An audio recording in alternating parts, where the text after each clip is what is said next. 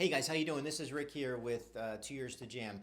This lesson is going to be reflecting the fifth string major and minor bar chords. Everyone, when you first learn how to play your bar chords, there's these big mysteries out there. How do you get them? What are the secrets and stuff like that? I think that the true learning process with these is a lot of it has to do with just being like extremely patient and going through the motions of figuring it out. Sometimes it's just one slight movement, like where your hand is moving literally from this note to, or like this spot to this spot, and it's just it's a hair of a movement, and all of a sudden there's, that leverage and everything's coming out the right way. To get started, the easiest way I think to when I'm teaching these lessons is to try to explain exactly like what a bar chord is.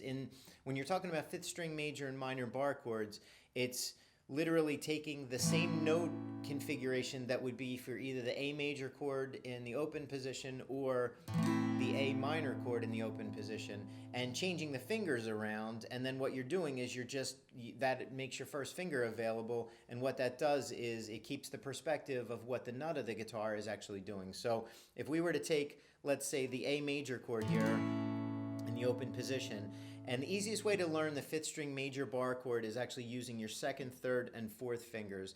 After I show it this way, I'll show you a more advanced way, but it tends to be a little bit more difficult at the beginning. If I take these notes and configure finger 2, 3, and 4 all on the second fret on strings 4, 3, and 2, I'm still playing the same notes as an A major chord.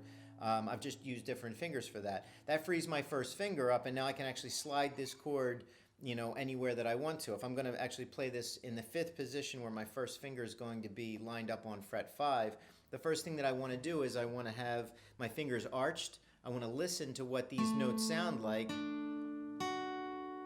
including string 1, because I want to make sure that my fourth finger isn't dragging on and causing that to block that note. And then I want to take my first finger and I want to straighten it out the best that I can. Squeeze down on fret 5 and then play strings 5 through 1. This is a very uncomfortable position at the very beginning. It's supposed to not sound right. Normally it's going to be that's very normal. I go through this all the time with teaching students how to play bar chords. Eventually, with the grip and the right thumb placement and everything like that, you find a way to actually make it sound like an actual chord.